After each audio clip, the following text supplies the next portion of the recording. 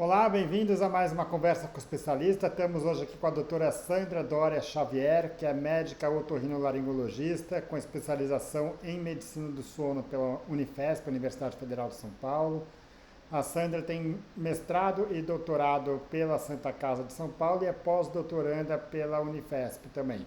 E é professora, pesquisadora e membro do corpo clínico do Instituto do Sono em São Paulo. Então, primeiramente, Sandra, bem-vinda. Obrigado pela sua disponibilidade. A ideia é discutir aqui a respeito do ronco e da apneia obstrutiva do sono. É um prazer estar aqui. Muito obrigada pelo convite. Vamos lá. Então, para começar, queria que você me falasse um pouquinho o que é o ronco e como é que ele é produzido.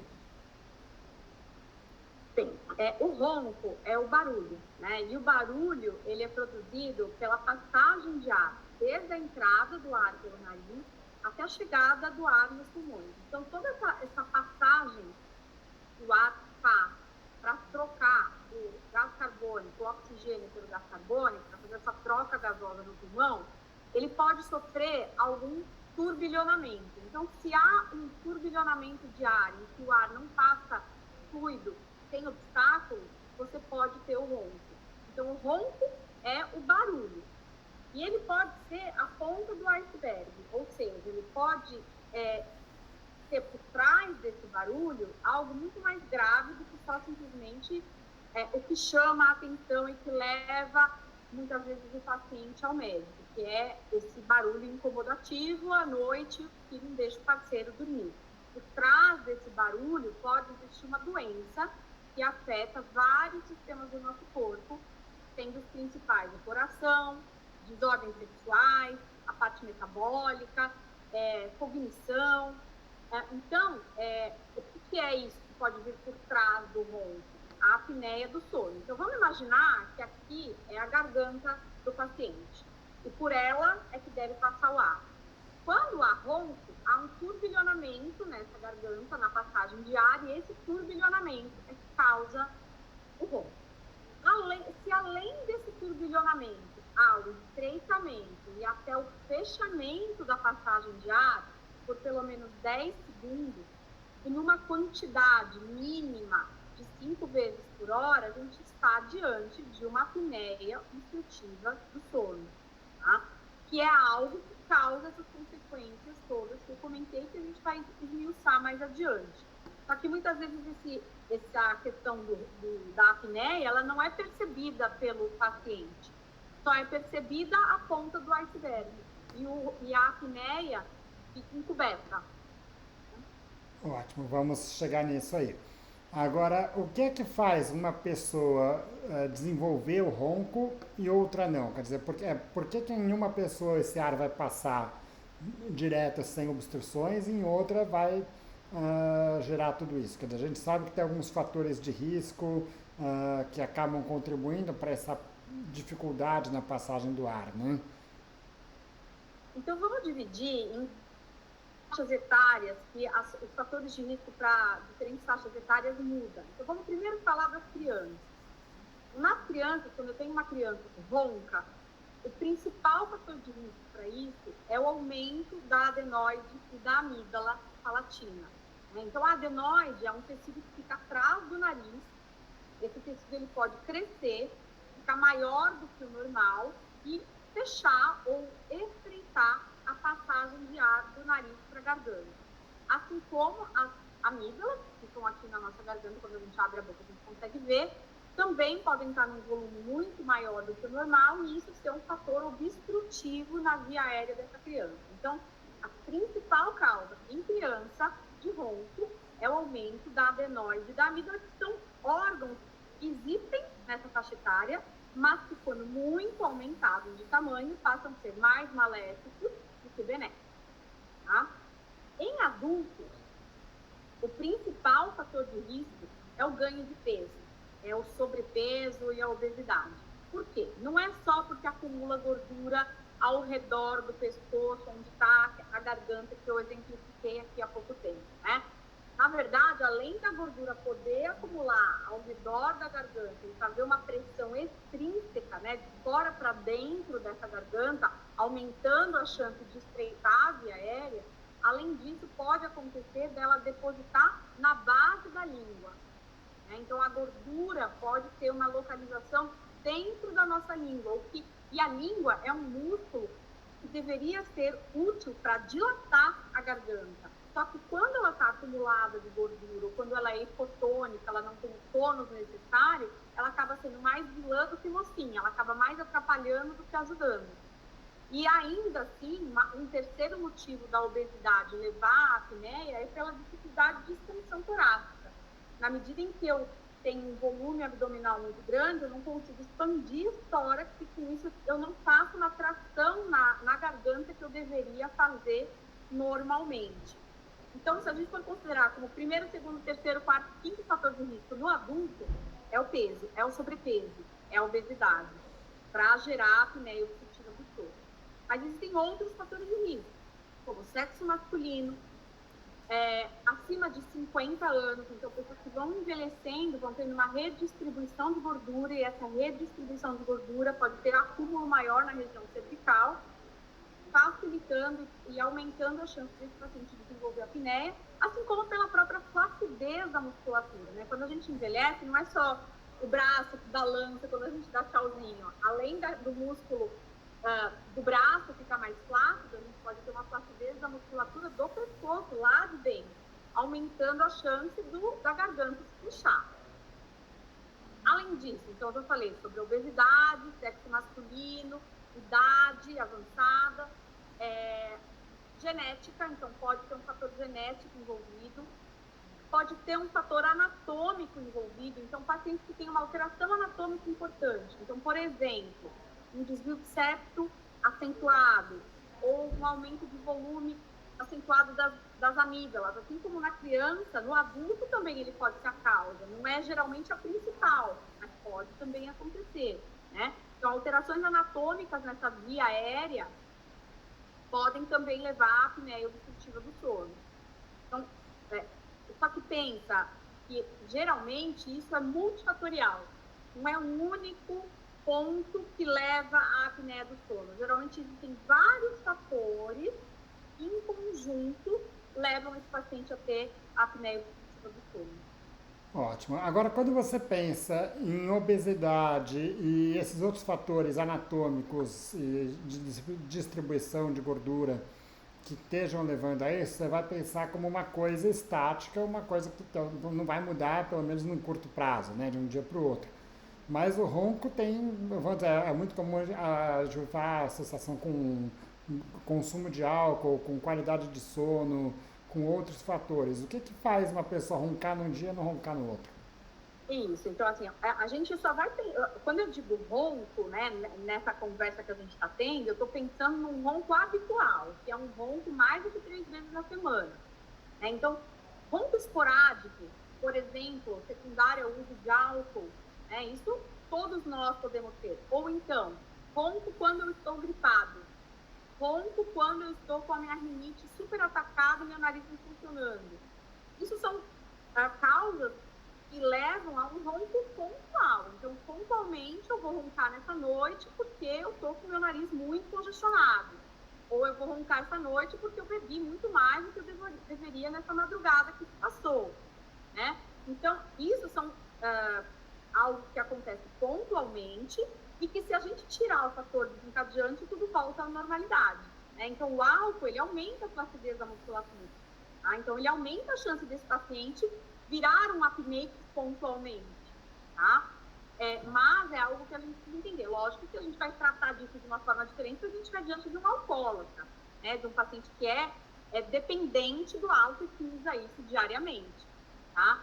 Mas quando eu digo tudo isso que a gente comentou a respeito dos fatores de risco, eu estou pensando que eles levam a um ronco, que eu digo que ele é um ronco habitual. Ele existe mais do que 3 vezes na semana. Ótimo. Bom, a causa número 1, acho que quase que absoluta, né, de procura de atendimento por conta de ronco, é em decorrência do incômodo que ele gera ao companheiro, né, ao parceiro que está dormindo ao lado, né? E aí eu te perguntaria duas coisas. Primeiro, se você costuma ver diferença na evolução do paciente que eventualmente está casado, que tem alguém que está do lado que tende a procurar isso mais precocemente, e aquela pessoa que eventualmente mora sozinha e que talvez não incomode muito a terceiros, né? E a gente está pensando no incômodo que ele gera para os outros, mas eu queria entender um pouco quais as consequências que ele vai ter para a própria pessoa, para a saúde individual da própria pessoa que está roncando. Perfeito, isso é bem importante. Antes de responder, eu vou contar uma coisa muito, não sei se interessante ou curiosa que eu tenho para contar, que foi no início da minha carreira que eu recebi um paciente com uma cartinha, que era do síndico do prédio dele, que ele roncava muito, então o síndico mandou uma carta para ele, falando que ele recebeu algumas reclamações de vizinhos por conta do ronco dessa pessoa, e que ele deveria, aí que é o X da questão, que ele deveria procurar soluções acústicas para o quarto onde ele dormia, para ajudar os demais vizinhos a dormirem melhor. Aí, com isso, eu fico pensando assim, né? Na realidade, não é uma solução acústica, não é colocar um protetor auricular na esposa, não é colocar uma proteção acústica na parede, é tratar esse paciente. Porque esse paciente, apesar de que chama a atenção ser um incômodo para os outros, o mais importante é o que a consequência que ele está tendo para ele próprio, né? Então, assim, mais do que você tratar esse indivíduo para que ele melhore do ponto de vista conjugal com a esposa, quando ele viaja com os amigos, ele não ter um incômodo de ninguém ficar no quarto dele, mais do que esse problema social, é muito mais um problema médico. Então, o que pode acarretar o indivíduo tendo uma apneia e eventualmente não tendo ninguém que repare nesse ronco, nesse barulho, né? Veja que existem, na verdade, graduações, níveis de apneia, desde a mais leve, moderada e grave, a depender não só da quantidade de vezes que o paciente para de respirar ao longo da noite, mas também em relação a quantas vezes ele cai a oxigenação durante a noite, como isso afeta a despertabilidade dele, ou seja, quantas vezes ele fica acordando ao longo da noite, mesmo que ele não perceba. É muito comum pacientes com apneia que, pela polissonografia, que é o exame que nós vamos comentar mais adiante, mostra que ele acorda muito, mas ele nem lembra, né? Então, muitas vezes é um paciente que tem um sono muito superficial, muito fragmentado, e ele nem se dá conta disso. Então, quais as consequências para esse indivíduo, né? Consequências de ordem de produtividade. Vamos pensar num paciente, numa pessoa que não tinha dado conta, que ninguém havia reclamado, mas não está produzindo bem no trabalho, não está conseguindo entregar o que poderia e o que entregava no passado, não consegue focar, não consegue ter uma boa memorização, ou tem irritabilidade, não consegue ter paciência com os colegas de trabalho ou com a família. Essas questões de humor e de foco, de atenção, podem ser o primeiro sinal que esse indivíduo vai mostrar. Pode. Outros exemplos: alterações cardiovasculares, né, uma arritmia, ou até situações mais graves, como um infarto agudo do miocárdio, um acidente vascular cerebral, uma arritmia grave, uma alteração metabólica, então um diabetes, uma descompensação pressórica, vamos falar de uma forma menos médica, né? Então, um aumento de pressão arterial que predomina de madrugada. Normalmente, a nossa pressão arterial, ela não pode ficar nos mesmos parâmetros do que o dia durante a noite. Durante a noite, a gente precisa que a pressão arterial diminua essa intensidade, de tanto sistólica quanto diastólica. Por quê? Porque é a hora de ter uma trégua, de ter um descanso, de ter uma sincronização do eletroencefalograma, de ter uma pausa, né? De ter uma memorização de tudo que você aprendeu. Então, existem inúmeras funções do nosso sono. E em relação ao sistema cardiovascular, a gente precisa ter uma diminuição dessa pressão ao longo da madrugada. Quando o paciente vai fazer, de repente, um check-up, ele vê no exame MAPA, que é a monitorização ambulatorial da pressão arterial, de que ele não está tendo essa queda de pelo menos uns 10 a 20% da pressão arterial de madrugada, é um sinal de alerta de que pode estar acontecendo alguma coisa de madrugada que não está permitindo que essa pressão saia, né? Então, essas situações que eu comentei, atualmente, os clínicos, né, os cardiologistas, os pneumologistas, os ginecologistas, os urologistas, já estão um pouco mais antenados em pensar, opa, baixa de testosterona, será que o paciente está dormindo? Isso deve se passar na cabeça, por exemplo, do urologista, antes de suplementar uma testosterona, perguntar para esse paciente, você está dormindo bem? Você acha que você tem um sono de qualidade? Você acorda descansado? Você tem um sono que parece que você não está dormindo adequadamente? Se você ronca, alguém já percebeu se você está roncando? Porque essas simples perguntas podem ajudar no diagnóstico de uma suspeita de que esse sono de má qualidade possa ser responsável por uma testosterona baixa, por exemplo. Ótimo. Um outro problema que, então, você já entrou um pouco nessa discussão, né, que pode ou não estar presente no ronco é a apneia obstrutiva do sono, né? Então, você já me falou, mas quero só que você definisse de novo para mim, quando que você caracteriza que aquela pessoa tem a apneia obstrutiva do sono? Eu acho que vale eu complementar essa última pergunta que você fez, dos sintomas, né, que esse paciente pode ter. Tá. E eu já vou emendar com essa sua pergunta, tá? Então, quando eu digo que o paciente só ronca, ele simplesmente faz barulho e ponto. Eu digo que ele tem um ronco primário.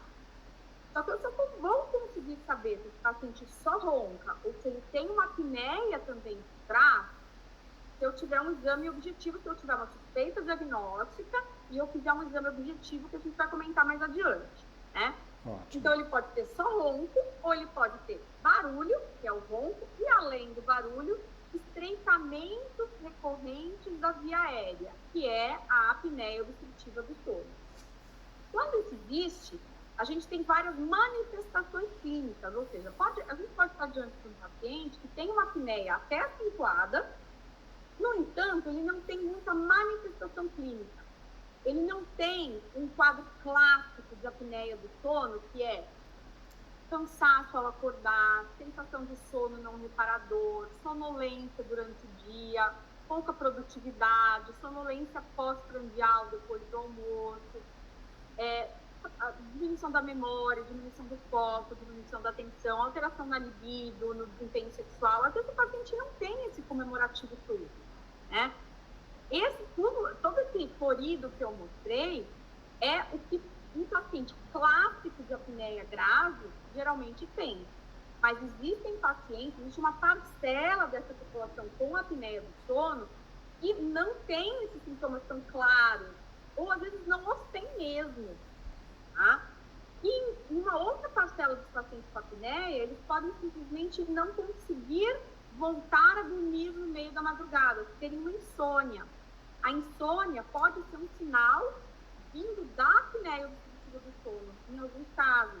É o que a gente chama de insônia que vem junto com a apneia, que chama comisa. É uma outra entidade de diagnóstico que a gente precisa investigar em pacientes que roncam, em pacientes que têm queixa respiratória e que, ao mesmo tempo, dormem mal, não têm a capacidade de reengrenar no sono quando estão acordando de madrugada, por exemplo.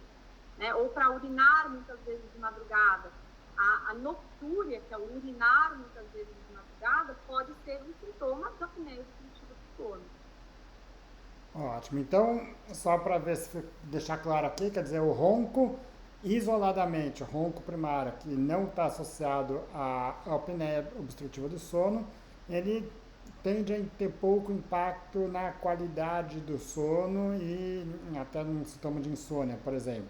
Se ele está causando a apneia, aí ele tende a levar a um prejuízo na qualidade do sono, a fazer o paciente acordar e ter os sinais clássicos aí de uma noite mal dormida, né? Mas você sabe que é uma coisa que acho que é interessante a gente comentar, que nem sempre a gente precisa ter uma apneia, nem leve, nem moderada, nem menos grave, para ter uma sensação de sono não reparador. E essa sensação de que o sono não foi reparador pode acontecer por má respiração nasal. Então, aquele paciente que tem um nariz que não funciona bem, ele vai ter um impeditivo de chegar como deveria no sono profundo. Ele vai ter fragmentação do sono, ele vai ter um sono mais superficial, mesmo não tendo apneia.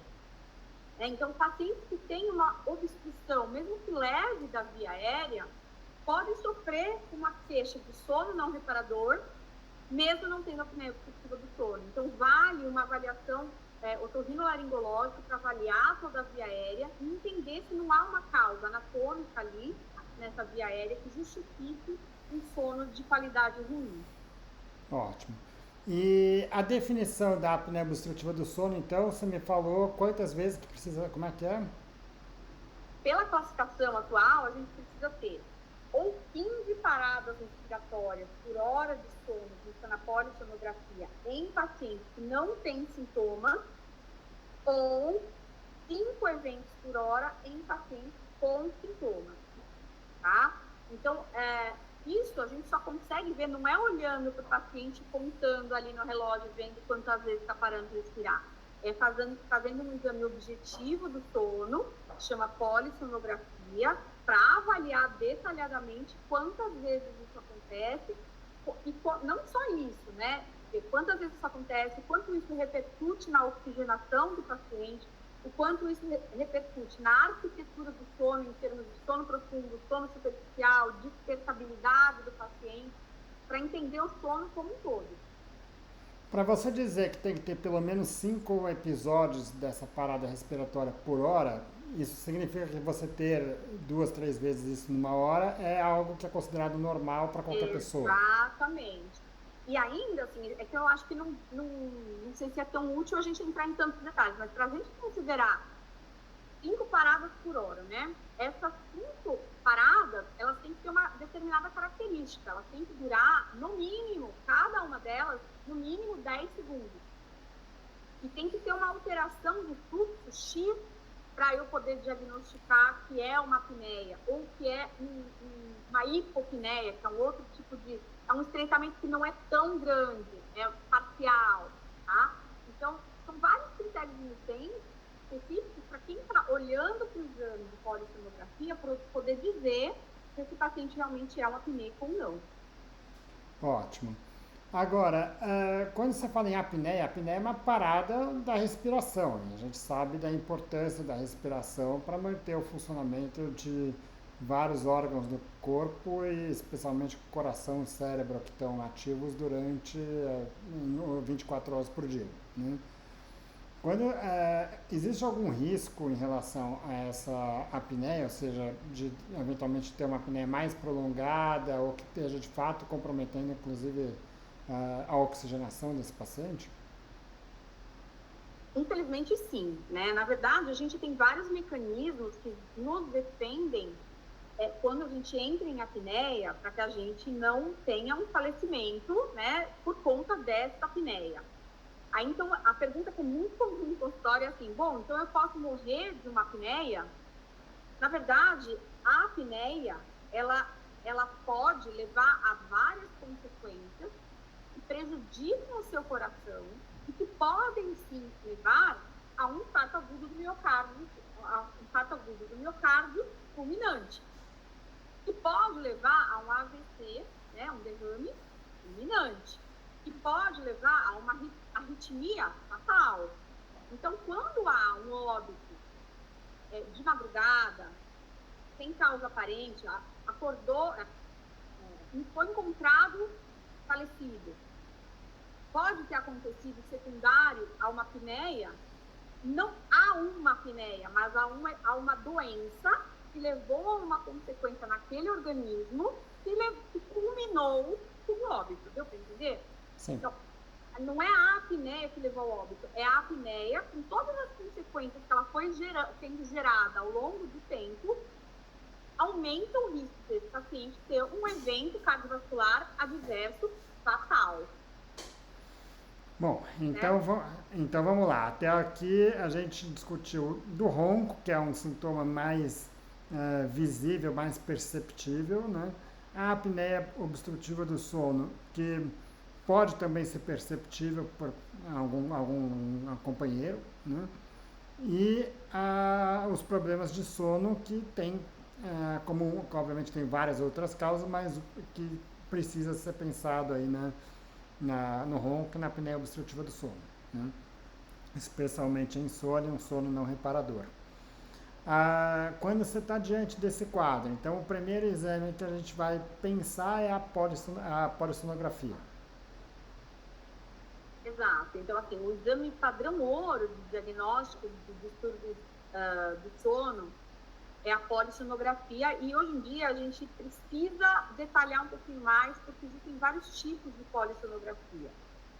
Então, para entender um pouquinho essa dinâmica do que é o quê, eu acho que é importante pensar no nome chamado polissonografia. Então, poli, porque são várias mensurações, sono, porque está medindo sono, e grafia é a forma que você vai avaliar do registro, né? Quando eu digo polissonografia, eu implico em ver o sono. E para eu ver o sono, eu preciso ter o eletroencefalograma montado. Então, o eletroencefalograma faz parte de todos os exames que são ditos completos. Porque sem o eletroencefalograma, eu não consigo falar sobre o sono do paciente. Eu não consigo falar se ele dormiu rápido, se ele demorou para dormir, se ele aprofundou o sono, se ele ficou só no sono superficial, se ele despertou muito. Não consigo falar sobre isso. Só consigo falar sobre isso se eu tiver o eletroencefalograma. Partindo dessa ideia, eu consigo, então, já diferenciar dois tipos importantes de polissonografia, que ambos têm o eletroencefalograma nele, que é a polissono tipo 1 e a polissono tipo 2. Tipo 1 é a feita em laboratório. Tem um técnico assistindo o exame inteiro, podendo ser gravado, né? Feito em laboratório. E a tipo 2 tem os mesmos registros do que a tipo 1, só que feito em domicílio. Então, o técnico vai na casa do paciente, monta todos os fios, todos os sensores, inclusive do eletroencefalograma, vai embora e volta de manhã para desmontar, e isso é avaliar. Então, tipo 1 e tipo 2, a diferença entre elas é laboratório e casa do paciente. Ambos são exames completos. Tá. Sandra, só para a gente alinhar bem, eu deixei separada uma parte para entrar nos detalhes de como que é a polissonografia, tudo. Tá certo. Só para a gente falar separado. Então Só para a gente chegar aqui, o que eu queria de você é que tipo de informação especificamente no caso do ronco e da apneia obstrutiva do sono, que tipo de informação que o exame vai trazer para o profissional? Então, o exame de polissonografia, vou falar então do exame completo, né? Que ele envolve mensurações de várias coisas ao longo da noite inteira, né? Então, do eletroencefalograma, justamente para ver as ondas cerebrais, e a partir das ondas cerebrais que eu consigo dizer que o paciente está em sono superficial ou sono profundo, né? Eu consigo ver movimento dos olhos, eu consigo ver tônus muscular, movimento do tórax e do abdômen, oxigenação, fluxo de ar pelo nariz e pela boca, e movimento das pernas. Tá? Então, são todos esses eletrodos que eu comentei para conseguir mensurar se teve uma apneia, não teve uma apneia, se movimentou o membro, se teve uma interrupção desse fluxo de ar, se teve as fases numa proporção adequada ao longo da noite, se teve pouco sono profundo, muito sono profundo, quanto tempo esse paciente dormiu nessa noite em que ele foi registrado. Então, tudo isso é possível a gente diagnosticar fazendo um exame de polissonografia. Então, eu sei tanto da parte respiratória, fazendo um exame de polissonografia completo, como eu vou ter dados sobre a parte da arquitetura do sono, que é toda essa questão de saber quanto que eu gastei em cada fase do sono. Porque hoje em dia isso é muito importante a gente ter essa ideia, né, de que não basta dormir, a gente precisa dormir e ter uma qualidade boa. Não é só quantidade, a gente precisa ter quantidade, qualidade, e ainda tem um terceiro ponto, que é o ritmo. Né? Tem um trabalho do ano passado falando quanto é importante a gente ter ritmicidade, então ter horários aproximadamente iguais entre um dia e outro, de dormir e de acordar. Ótimo. Bom, vamos ter essa discussão aí depois do exame, mas partindo já para o tratamento do ronco ou da apneia obstrutiva do sono, a gente divide aí em algumas etapas de tratamento. O primeiro item, a primeira coisa que eu te perguntaria é em relação a medidas de estilo de vida, atividade física, perda de peso, quer dizer, alimentação, de que forma que isso pode influenciar no tratamento do ronco? Excelente, porque assim, isso atualmente é algo que a gente coloca em paralelo com os outros tratamentos para já gerar um resultado. E no passado, quando a gente pegava um paciente com o principal fator de risco de apneia, que é a obesidade, a gente encaminhava esse paciente para o endocrinologista e falava que o principal fator de risco dele era a obesidade, ele precisava perder peso e era esse o tratamento, né? Hoje em dia, a gente sabe que precisa perder peso, precisa ser feito alguma atitude em relação a isso, mas a gente precisa tratar esse doente. Independente, porque principalmente, porque isso não vai ser de um dia para o outro. Essa perda de peso, geralmente é uma perda de peso que vai demorar em torno de alguns meses. E esse período pode ser crucial para ele ter uma resposta inadequada, prejudicada por conta da apneia não tratada, né? Então, é importantíssimo a gente pensar que mudanças de estilo de vida são necessárias, então, tirar medicações que atrapalham, que enfraquecem, que deixam o tônus muscular mais flácido, como os benzodiazepínicos, os relaxantes musculares, aumentar a atividade física também é importante, diminuir peso, né? Diminuir a ingesta de álcool, que a gente sabe que isso aumenta a flacidez da musculatura. Então, isso são coisas que a gente precisa fazer em paralelo. Então, é importante a gente trabalhar junto com o otorrino, junto com o endocrinologista, junto com o nutricionista, para conseguir fazer esse trabalho em conjunto. Ótimo. Um segundo aspecto que é muito discutido são os bucais ou outros aparelhos posicionadores de mandíbula e tudo mais. Isso funciona mesmo? Existem tipos diferentes de bucais? É muito desconfortável? Como é que é esse tratamento? Vamos, então, entender só um pouquinho antes, né? Como que eu vou decidir qual é o tipo de tratamento que eu vou oferecer para um paciente com apneia do sono? Para essa decisão, eu preciso ter em mente a idade do paciente, o exame físico do paciente e a gravidade do que ele tem, né? Então, assim, a polissonografia vai me dar a respeito da gravidade, a idade eu vou saber e eu vou precisar examinar esse paciente. Então, o Brinco falou, eu posso fazer uma consulta online, mas eu preciso, em algum momento, você vem me ver, porque eu preciso saber como que é a tua via aérea. É importantíssimo eu examinar esse paciente, passar uma câmerazinha dentro do nariz e olhar lá dentro como que é. Para a gente saber o que, independentemente de operar ou não, eu preciso saber qual é a anatomia dessa pessoa até para colocar um aparelho dentro da boca, certo? Então, esses 3 pontos, a anatomia, a idade e a polissonografia, são cruciais para a gente definir para que lado que eu vou. Se eu vou para um tratamento clínico ou se eu vou para um tratamento cirúrgico. Tratamentos clínicos, como aparelho... Já que a gente voltou para esse ponto aí do diagnóstico, então, só para complementar um pouco mais, essa avaliação da causa, né? Então, a polissonografia vai avaliar a presença e as consequências do ronco e da apneia.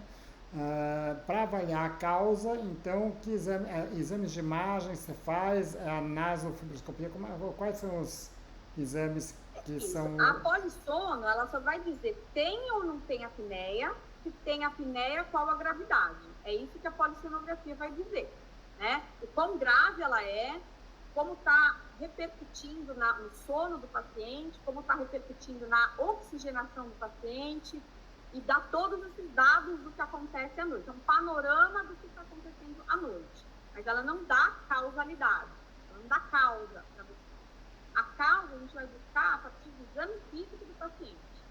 Então, no exame físico do paciente, eu vou conseguir entender como que é a via aérea, como ela se comporta. A partir do exame de nasofibrolaringoscopia, eu consigo entender o que está acontecendo. Em alguns casos selecionados, esse exame da nasofibro, ele também pode ser feito, o mesmo exame, só que com o paciente sedado, roncando, Esse exame se chama sonoendoscopia. Então, é um exame que a gente também, em algumas situações, pede para o paciente fazer para ajudar a entender qual que é o mecanismo de geração dessa apneia do sono. E, a partir disso, discutir junto com o paciente as possibilidades de tratamento.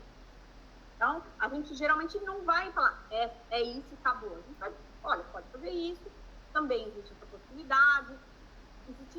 Depende, cada caso é um caso, mas vamos supor, como você perguntou, dos aparelhos de dentro da boca, é uma opção não cirúrgica para pacientes que têm uma apneia leve a moderada.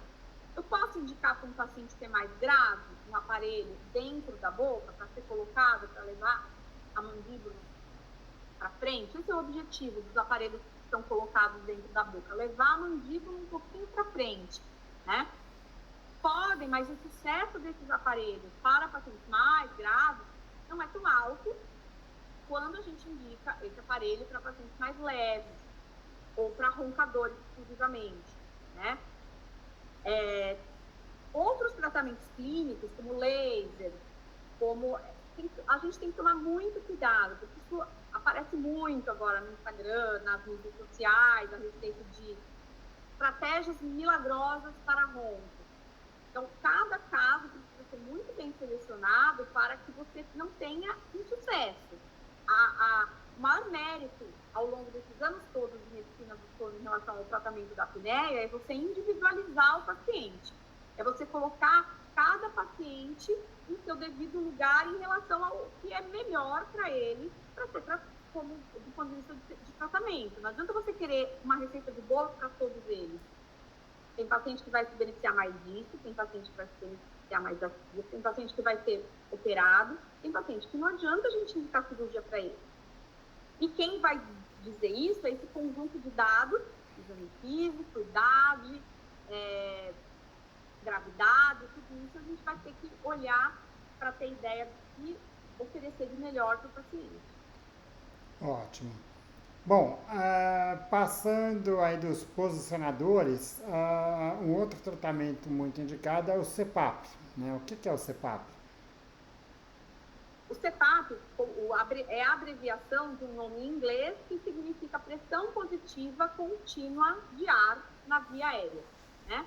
O que faz esse aparelho? Esse aparelho é um aparelho ligado na tomada, conectado por um tubo a uma máscara, que hoje em dia não é uma máscara deste tamanho. Eu brinco com os pacientes que depois da pandemia ficou fácil indicar um CPAP, porque a gente estava acostumado com uma N95 deste tamanho, né, na pandemia. Agora usar uma máscarazinha deste tamanhozinho aqui não é tão aflitivo você indicar, né? Mas é uma máscara que é colocada aqui no nariz do paciente e que essa máquina vai pegar o ar do ambiente, pressurizar, então não é oxigênio, é ar ambiente pressurizado, e que ao jogar esse ar sob pressão na via aérea, eu levo a uma impossibilidade dessa garganta de fechar. O problema não era ela fechar? Então, se eu jogo ar e esse ar vence esse estreitamento da passagem de ar, eu consigo tratar a apneia do sono. Mas veja, é igual um óculos, né? Se eu faço uma cirurgia para tratar a miopia, eu resolvo o problema do paciente. Se eu não faço uma cirurgia para miopia e eu uso óculos, o paciente ele vai ter a mesma consequência, ele vai enxergar da mesma forma do que se ele tivesse operado. No entanto, se ele tirar o óculos, a miopia está lá. Então, o CPAP é isso. Então, muitos pacientes falam assim, mas então é paliativo? Não, eu não acho que não é esse termo. É um tratamento, não é uma cura. É um tratamento capaz de normalizar a sua apneia ao longo do uso. Tirou o aparelho, a apneia está lá. Por isso que é importante aderir ao tratamento, né? Usar o máximo de horas possíveis ao longo da noite, para que você tenha o efeito desejado desse tratamento. É fácil a adaptação ao CPAP, ou seja, a maioria das pacientes consegue manter uma boa qualidade de sono com o uso do aparelho. É muito comum abandono porque de fato não consegue se adaptar a esse aparelho.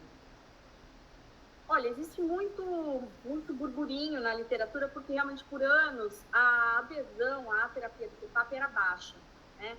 No último trabalho publicado há pouco tempo aqui no Brasil, a taxa de adesão não é baixa, em torno de 75% a 80%. Então, essa taxa de adesão, ela pode ser comparada a outros tratamentos que a gente aplica de diabetes, de hipertensão e assim por diante. Então, é um tratamento que vai requisitar paciência, tolerância desse paciente para se adaptar a esse início de mudança de vida, porque é algo que vai ter que ser acrescentado à rotina do paciente.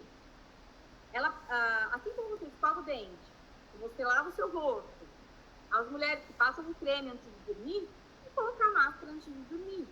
Então, a colocação da máscara ela precisa ser incorporada à rotina do paciente. Né?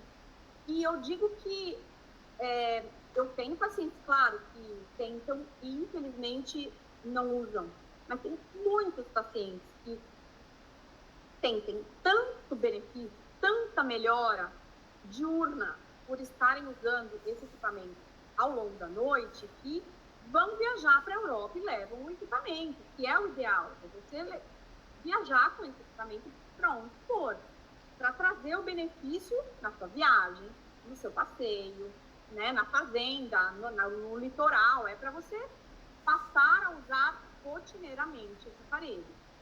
E às vezes o uso desse aparelho é temporário. É antes de fazer uma cirurgia bariátrica, por exemplo, ou é antes de fazer um processo de emagrecimento com um endocrinologista. Então, quando existe nesse paciente apneico grave, uma indicação de CPAP, mas ele tem possibilidade de tirar o fator de risco do caminho, né? Então, é um paciente cujo principal fator de risco é a obesidade. Se eu conseguir tirar essa obesidade do paciente, a chance dele parar de usar o CPAP é enorme, enorme, né? Então, não é... Outra pergunta que é frequente, doutora, mas o CPAP é para sempre?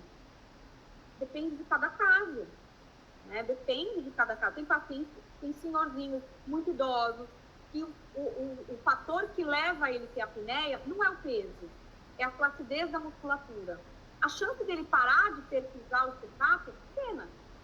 Não vou conseguir fortalecer essa musculatura tamanha de outro jeito que não usando um CPAP.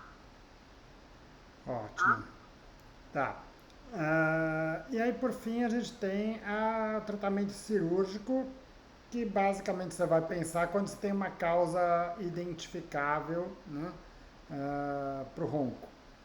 E quando que você vai considerar a cirurgia? Isso. A cirurgia, a gente vai identificar a possibilidade de fazer uma intervenção cirúrgica no paciente a partir da análise do exame físico desse paciente. Por isso, a importância desse paciente passar por uma avaliação otorrinolaringológica completa. Muito bem.